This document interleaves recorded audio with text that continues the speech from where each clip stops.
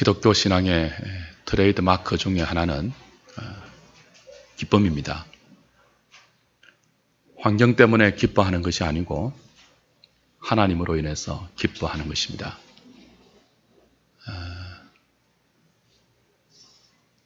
근데 하나님께서 우리의 생각과 다르고 하나님이 하신 일들이 우리의 기대와 다를 때가 너무 많다는 게 이제 문제입니다. 내 생각과 다른 하나님을 발견할 때, 내 기대와 다르게 하나님이 일하시는 것을 목도할 때 어떻게 그 하나님으로 인해서 기뻐할 수 있냐는 거죠. 하나님이 저와 여러분들의 삶을 인도하실 때 이왕이면 포도나무에 열매가 많고 무화과나무에 열매도 무성하고 감람나무에 소출도 풍성하고 논밭에 먹을 것이 많고 우리의 양이 많고 외양간에 소가 많은 그런 방식으로 인도해 주시면 얼마나 좋아요. 그렇지 않을 때도 많다는 것입니다. 정반대로 하박국 3장에 나오는 것처럼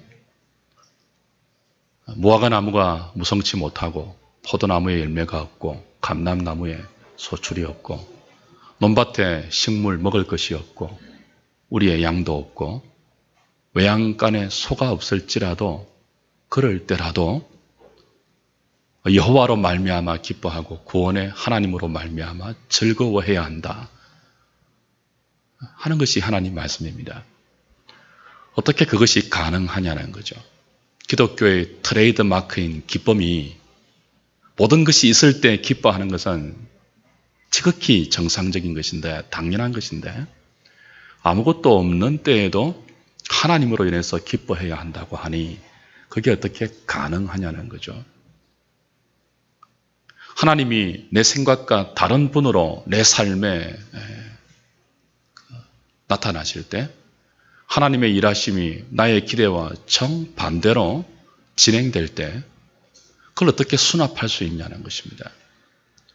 그걸 어떻게 인정하면서 그 가운데서도 그런 하나님 때문에 기뻐할 수 있냐는 것입니다. 하박국서는 그 답을 무엇으로 제시하고 있습니까? 믿음으로 제시합니다. 그래서 기독교는 믿음의 종교입니다. 그리스도인은 믿음으로 사는 사람들입니다. 우리는 하나님을 믿으며 삽니다. 우리가 믿는 이 믿음은 신념이 아닙니다. 뚜렷한 자기 확신도 아닙니다. 도대체 이 믿음이 무엇일까요? 아무것도 없는 중에도 우리로 하여금 하나님 때문에 기뻐하게 하는 믿음, 구원의 여호와 때문에 즐거워하게 하는 믿음, 그 믿음은 무엇이며 의인은 믿음으로 살아야 한다고 할 때 믿음으로 사는 것은 도대체 무엇이겠습니까? 하박국 선지자는 그 이름의 뜻대로 씨름하는 사람입니다. 씨름하고 있는 선지자입니다. 지난주에 보았죠. 누구와 씨름하고 있었습니까? 하나님과 씨름하고 있었습니다. 무엇 때문에 하나님과 씨름했죠? 자신이 살아가는 유다 땅이라는 그 구체적인 삶의 현실이 너무 악하게 진행되는 것을 보고 하나님 왜 이러십니까? 라고 하나님과 씨름하고 있는 선지자입니다. 오늘 본문에 이제 거기에 대한 하나님의 답변이 나오죠. 1장 5절부터 11절까지가 왜 그러십니까 하나님? 언제까지 그렇게 하실 것입니까? 하나님 맞으십니까? 어째서 그렇게 하십니까? 라고 질문하면서 항의하면서 하나님과 씨름하고 있는 선지자에게 이제 하나님이 응답하시죠. 오랫동안 부르짖고 오랫동안 외쳐서 기도하던 이 선지자에게 드디어 하나님이 찾아오셔서 답을 주십니다. 하나님의 답이 무엇입니까? 나는 네가 느끼는 것처럼 현실에 무감각한 분도 아니고 지금 네가 경험하고 있는 모든 것을 보고 있으며 다스리고 있으며 네 기도를 듣고 있으며 네 기도에 맞게 내가 일하고 있다라고 답을 하십니다. 너는 어떻게 생각할지 모르겠지만 내가 지금 네 기도 듣고 있어. 네 기도를 응답하고 있으며 네 기도대로 나의 공의를 발동해서 일하고 있단다. 그런데 내가 하는 그 일이, 내가 너에게 응답하고 있는 그 내용이 네가 볼 때는 놀라고 또 놀랄 일이 될 것이다. 내가 하는 일을 너에게 이제 말해줄게. 너무 놀라지 말라. 그러면서 무엇을 말씀하시죠? 내가 한 나라를 일으키는데 갈대아다.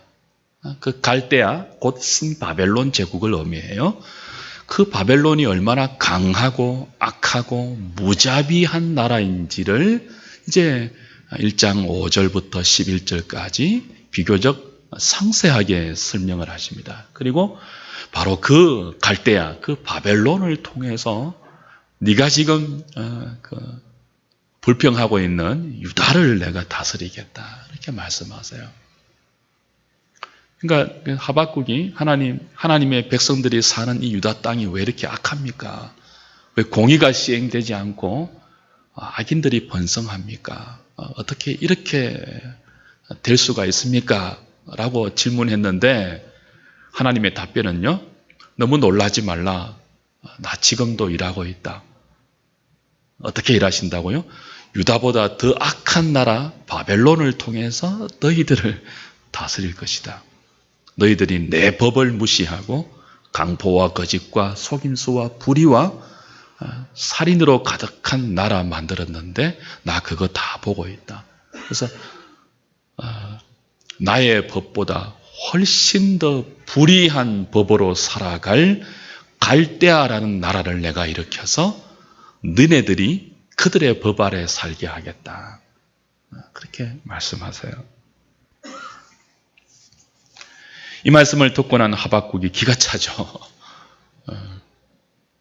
그래서 첫 번째 항해보다 더 하나님께 대들면서 따져 묻는 것이 1장 6절부터 11절까지의 12절부터 17절까지의 내용이에요.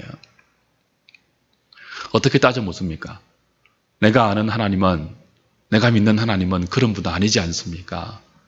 하나님 거룩한 분이지 않습니까? 차마 악을 보지 못하는 정결한 눈을 가지신 분이 아닙니까? 하나님은 공의로운 분이 아닙니까? 하나님 우리 유다와 언약을 맺으신 언약의 하나님 아닙니까? 근데 어떻게 우리를 언약 백성이 아닌 바다의 고기같이 취급하시려고 합니까? 주권자 없는 벌레처럼 우리를 다루시려고 합니까? 어떻게 어려운 유다 백성을 악한 바벨론에게 팔 수가 있단 말입니까? 그러면 하나님이 하나님 되는 것 아니지 않습니까? 그러면 공의의 하나님은 어떻게 되는 것입니까? 그러면 거룩한 하나님의 거룩하심은 어디에서 찾을 수 있는 것입니까? 그러면 우리와 언약을 맺으신 언약의 하나님은 우리가 어디 가서 만날 수 있습니까?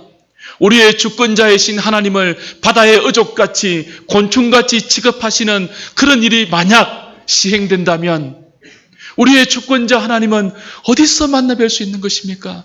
하나님 이 말씀이 옳은 것입니까? 정말 그렇게 하실 것입니까? 그렇게 대드는 장면이 1장 12절부터 17절까지 나아가서 2장 1절까지의 내용입니다. 2장 1절을 보시면 하나님의 그 응답에 대해서 하박국이 얼마나 실망했는지 그리고 얼마나 기가 차하는지 그리고 얼마나 지금 분노하면서 화가 나 있는지를 이렇게 표현하죠. 2장 1절 다시 한번 보실까요? 뭐라고 합니까? 같이 읽어보겠습니다. 시작.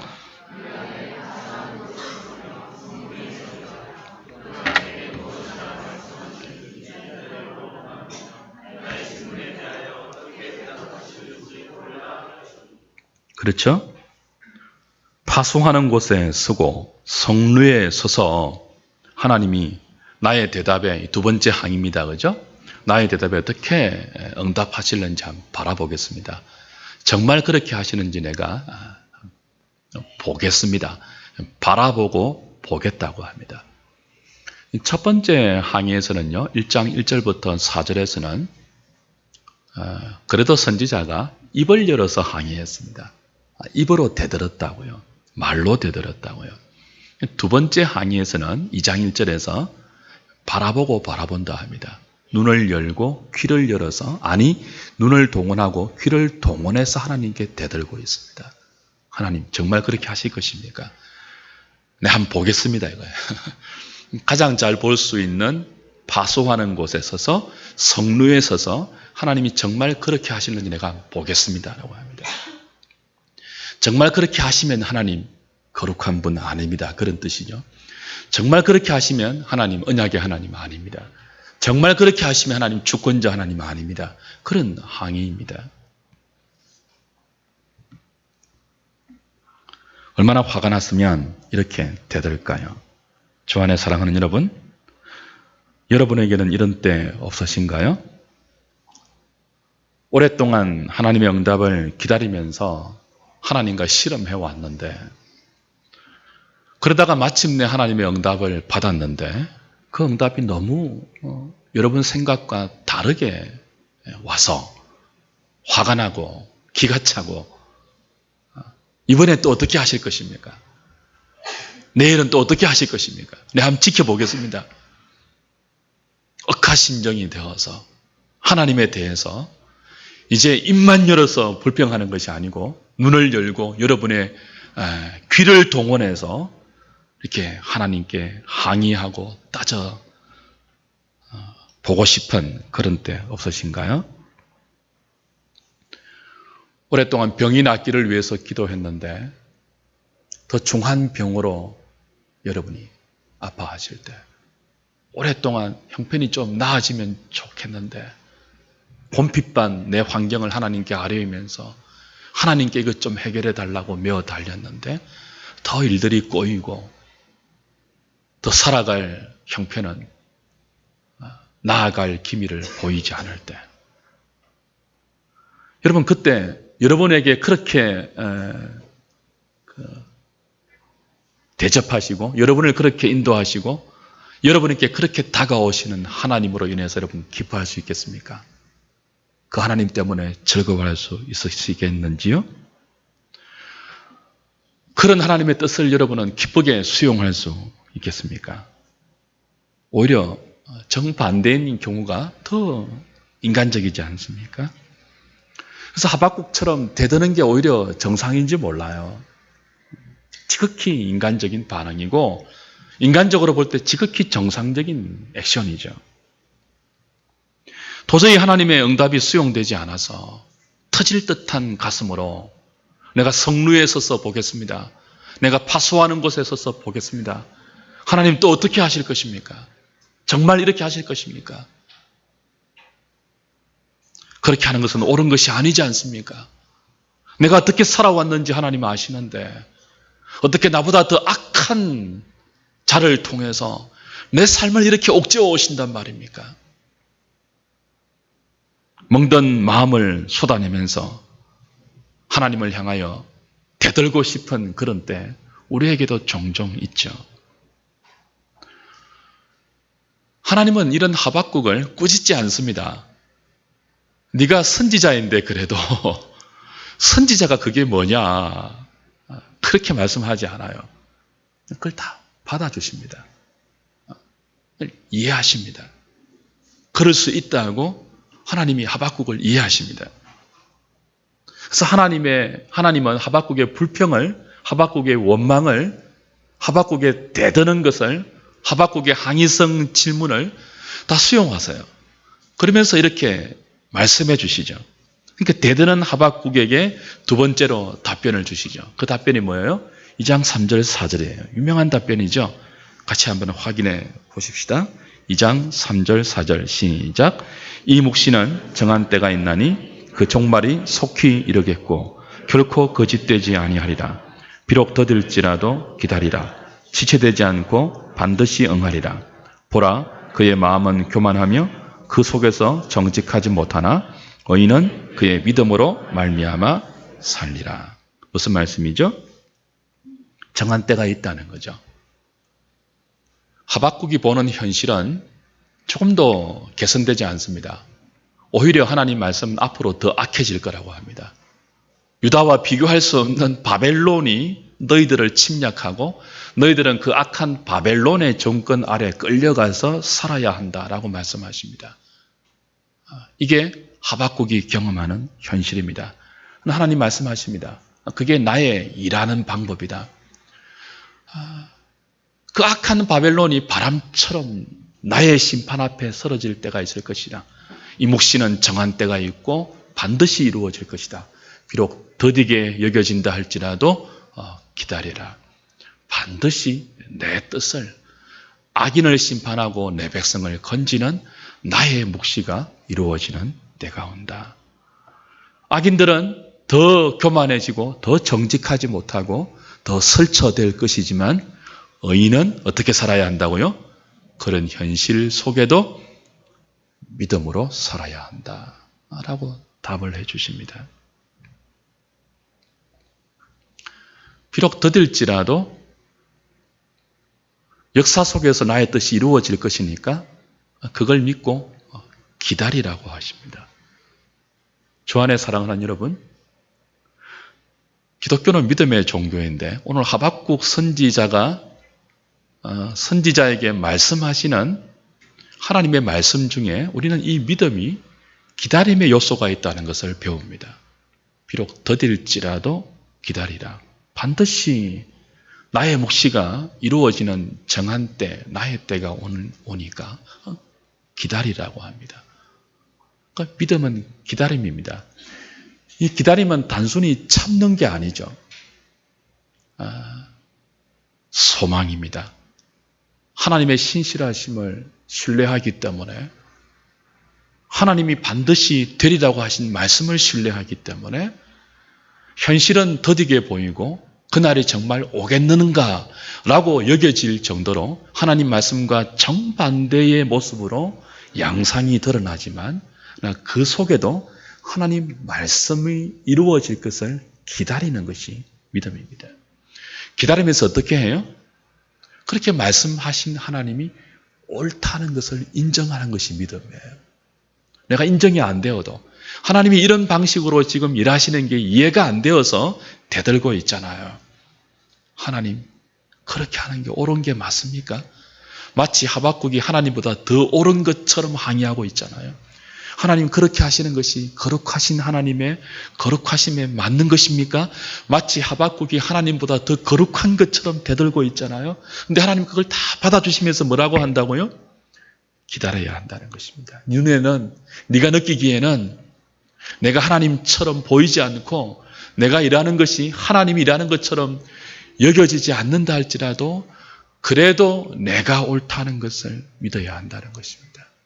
그래도 내가 선하며 그래도 내가 일하는 이 방식이 너에게 합력하여 선을 이룬다는 것을 믿어야 한다는 것입니다. 그게 오직 의인은 믿음으로 말미암아 산다는 뜻이죠.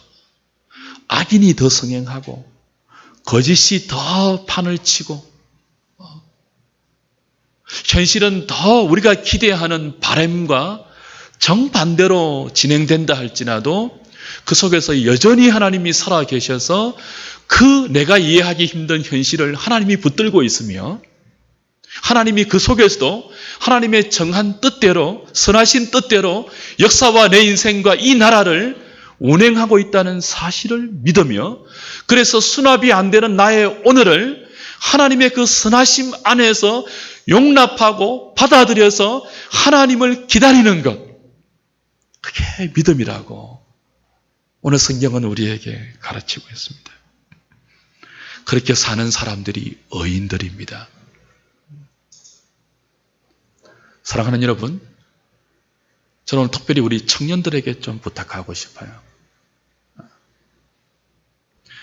여러분이 살아가는 이 시대는 저 같은 기성세대가 살아왔던 시대보다 훨씬 엄혹한 시대입니다.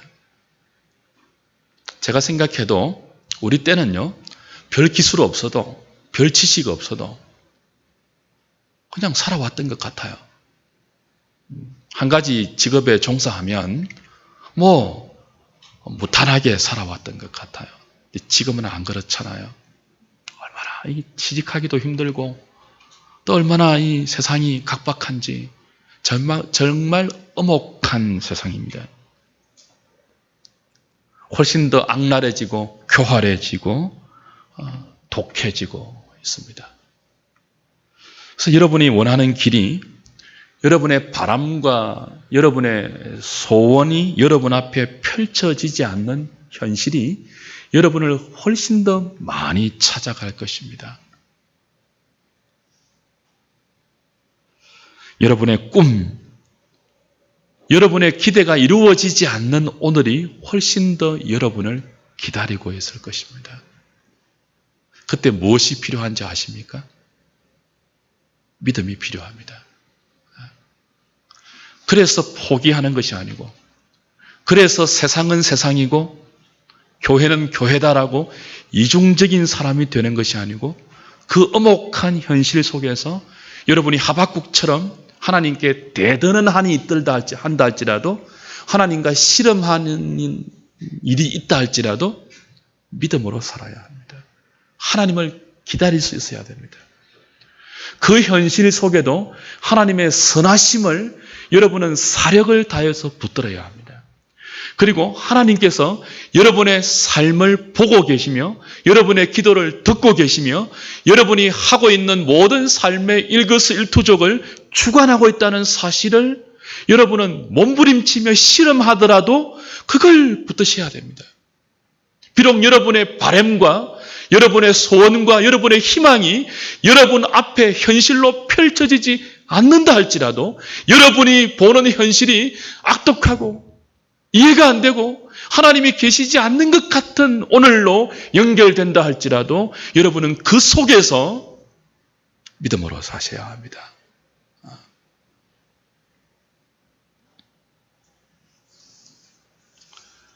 주 안에 사랑하는 여러분, 청년들만 그렇게 했습니까? 그리스도인의 삶이 실로 그렇지 않습니까? 이 땅에서의 삶이 우리의 기대대로 되는 때가 얼마나 되던가요? 많은 고난이 우리를 기다리고 있습니다. 세상에 환난이 있다, 주님이 그랬습니다. 그러나 여러분 기억하십시오. 성도의 고난은 끝이 있습니다. 성도의 고난이 영원한 것 아닙니다. 그리고 성도의 고난을 누가 보고 계시다고요? 하나님이 보고 계십니다. 성도의 고난 중에도 하나님이 일하고 계십니다. 정의롭게 일하고 계십니다. 우리가 그걸 인정하지 못하는 때에도 하나님은 여전히 거룩하시고 공의로운 방식으로 이 세상을 하나님의 지혜로 다스리고 있습니다. 당신의 백성들에게, 당신의 자녀들에게 정말 합력하여 선을 이루는 방향으로 하나님은 역사를, 개인의 삶을, 나라와 공동체를 진행하고 계십니다. 그걸 여러분 믿으셔야 됩니다.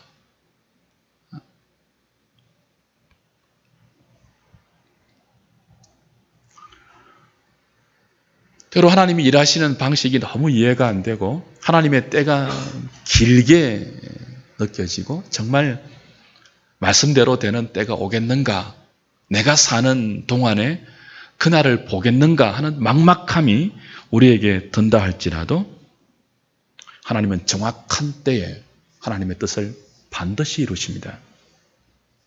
이번 여름이 얼마나 뜨겁습니까? 정말 무덥더라고요. 견디기 힘들 정도로 무더워요. 하루 종일 머리가 아프고요. 책을 봐도 책이 읽히지가 않아요. 뭘 보는지 모르겠어요. 너무 더우니까. 근데 여러분, 이 무더움이, 우리가 힘들어하는 이 뜨거운 한낮의 한여름의 태양과 이 무더움이 우리도 모르는 사이에 곡식을 잊게 만듭니다. 다 아시잖아요. 한겨울의 추위가 얼마나 매섭습니까? 그 매서운 한겨울의 추위가 땅 밑에 있는 많은 나쁜 균들을 죽이시는 하나님의 지혜가 담겨 있는 것처럼 성도의 고난이 때로 이해가 되지 않고 하나님의 세상을 운행하는 방식이 우리가 보기에는 도무지 수긍이 되지 않아서 하나님 맞으십니까? 왜 그렇게 하십니까?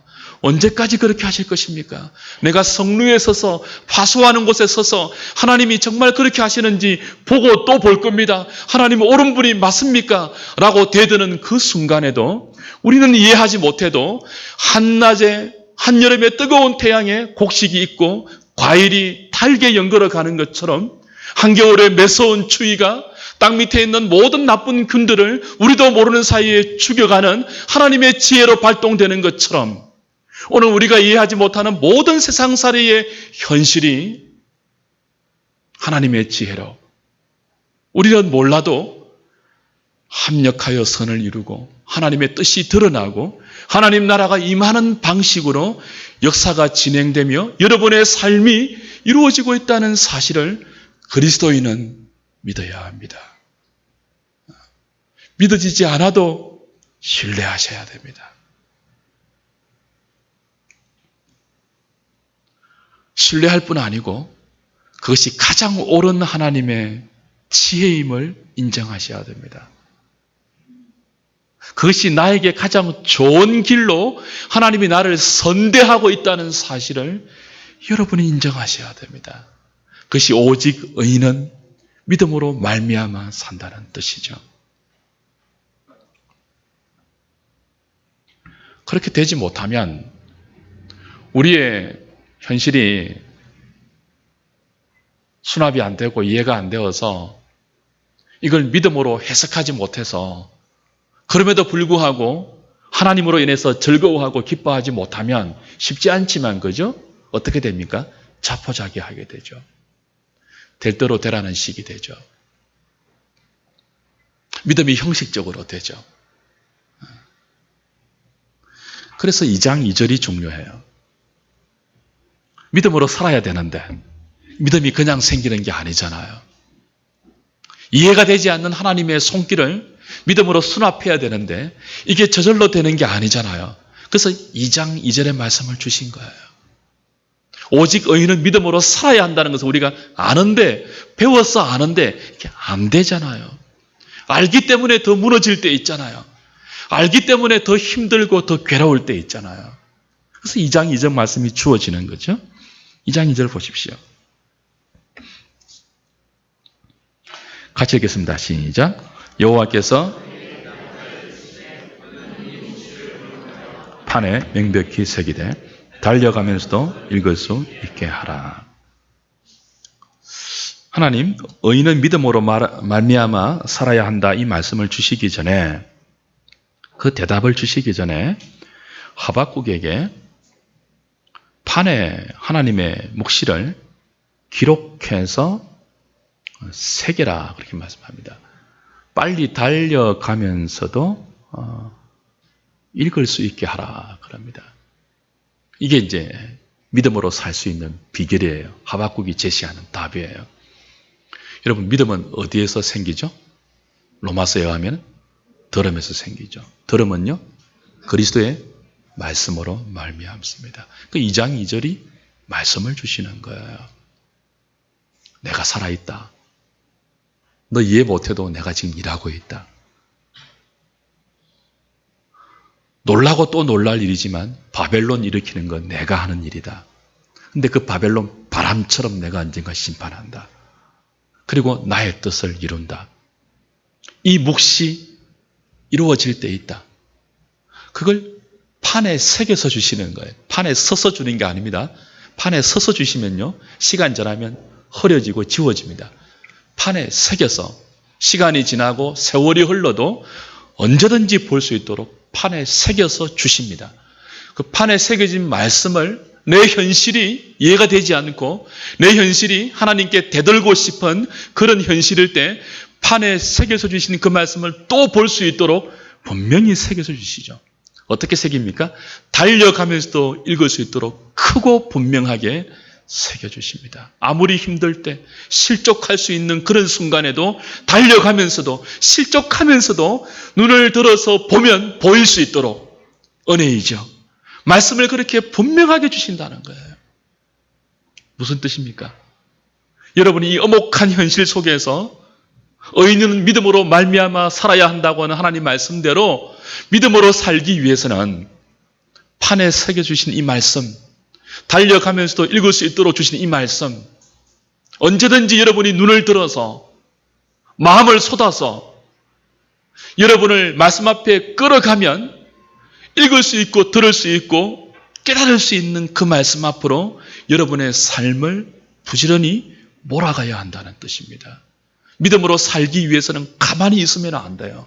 믿음은 오토매틱이 아니에요. 하나님의 은혜로 주어지는 것이지만 이건 기계적이 아니에요. 우리는 아무것도 안 하는데 그냥 오토매틱으로 자동적으로 쑥 주입되는 주입이 아니에요. 믿음은 인격적으로 주어지는 하나님의 은혜의 선물이죠. 어떻게 주어집니까?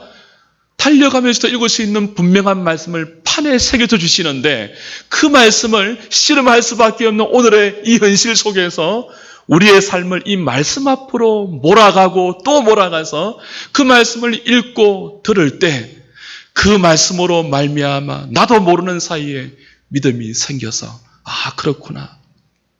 그 말씀 앞에 서지 않았을 때는 그 말씀을 읽고 듣지 않았을 때는 이해가 되지 않았죠.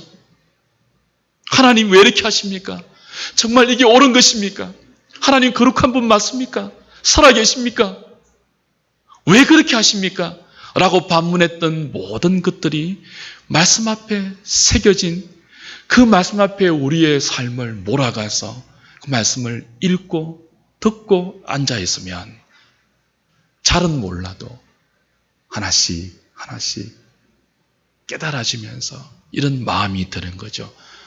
아, 그럴 수 있겠구나. 이게 하나님의 지혜일 수 있겠구나.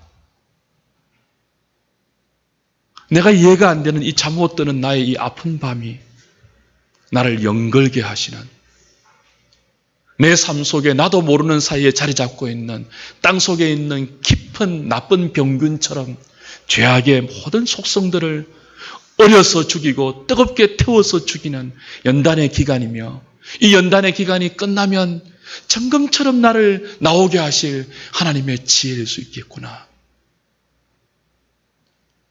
말씀을 들으면요 그런 믿음이 생깁니다. 그래서 기도하는 마음이 생겨요. 그래서 우리는 살든지 죽든지 현실 속에서 주저앉고 좌절하고 낙심하지 말고 씨름하는 한이 있더라 하더라도 말씀 앞으로 여러분의 삶을 들고 나가셔야 돼요.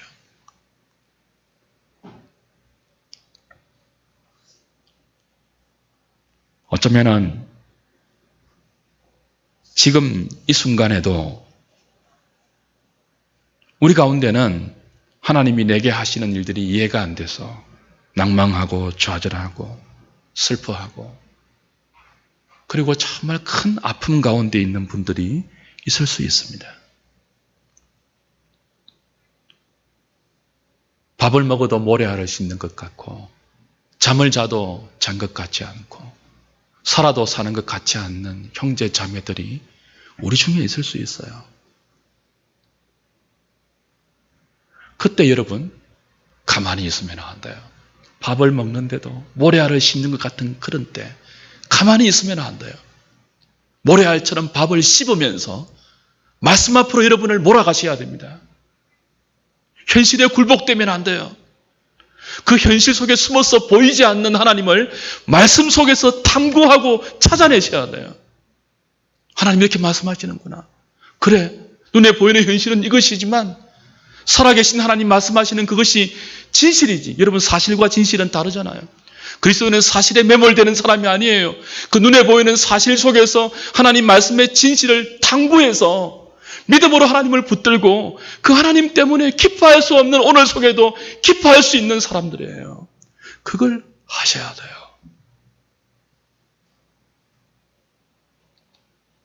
그렇게 한다고 금방 환경이 바뀌는 것 아니죠. 세상이 바뀌는 것 아니죠. 근데 우리 마음이 바뀝니다. 그래서 오늘을 견딜 수 있는 힘이 생기게 됩니다. 그것이 오직 의인은 믿음으로 말미암아 산다고 하는 말씀의 뜻이죠. 말씀 맺을까요?